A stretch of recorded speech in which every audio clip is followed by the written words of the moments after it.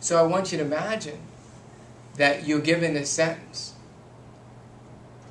If right now you only had, like let's say that you're on your deathbed, you died, and you're on your way, and then God, your God says, like, hey, I'll give you 30 seconds to say whatever you want to everybody in the room. And everybody in the room is family, friends, acquaintances, clients, parents, whether they're deceased or not, children. So imagine for a moment what you would do with that 30 seconds. Now, the person says, I'm going to give you an hour. I'm going to give you back an hour of your life. You're gone, it's done, decisions, whatever, unresolved business. You have an hour. Imagine, don't want answers, but imagine what would you do with that hour? Person says, okay, look, you're doing so great with that hour. I'll tell you what, I'm feeling generous today. I'm going to give you a day. If you were just given, after your death, an extra day to live, one more day, how would you spend that day? Who would you spend it with? What would you definitely not do with that day? What would you say no to? And what would you say yes to? You know what? I just won the lottery. God says, I'm going to give you a year. How would you spend that last year of your life if you knew it was the last year of your life? Now the person says, you know what? I'm pulling out a lottery. Maybe I'm going to give you 5, maybe I'll give you 10. Maybe I'll give you 15, maybe I'll give you 20, maybe I'll give you 50. I don't know. I'm going to give you something. I don't know.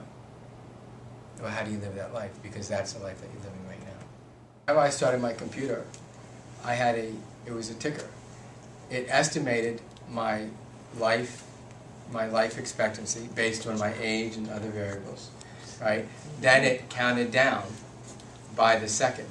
Oh, that's my life. So you're watching your life go down by. That's exactly right. Yeah. That's exactly right. And well, unfortunately, we have all the, we have these triggers that go, ah, and then what do we do? So now here's what I don't want you to do. Please don't do this. Yeah. Right? Is go, wow, I get it, and I want to do things differently, and then you go back to the same thing. So at the end of the slide, I will give you, the steps, small steps, and you can choose one or two to make a difference. So look, here's my resignation. Yeah, exactly. Great job, Jeff. It was a great ride. There's 6 of them.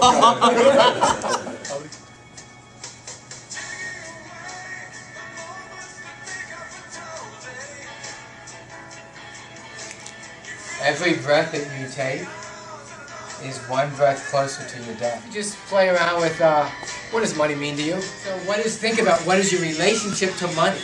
Do you see money as your friend, or is money the enemy? If money were a person, how would you describe that relationship? Is it a tenuous relationship? Is it a joyful, fulfilling relationship? Is it a struggle? Right? So I invite you to just pause at some point and think about your relationship to money. What is it? What do you want it to be? And then look at how you can start to change that. Have you ever found stuff in your house that you just why am I keeping this? I remember about 7 years ago, I was cleaning out the entire house, cleaning the whole thing. And once again, I was confronted with all this material that I developed for programs that at this point was probably going 20 years back, like educational programs. And I had copies and stuff. And I remember it was so hard for me to throw out because I did all this work. And I had all these copies and it was like waste of paper. And then I said, come on. I've done programs since then. Have I really gone back and used old stuff? No. And the other thing I thought was, if I really need this information, first of all, I want the latest information. I can just get it again.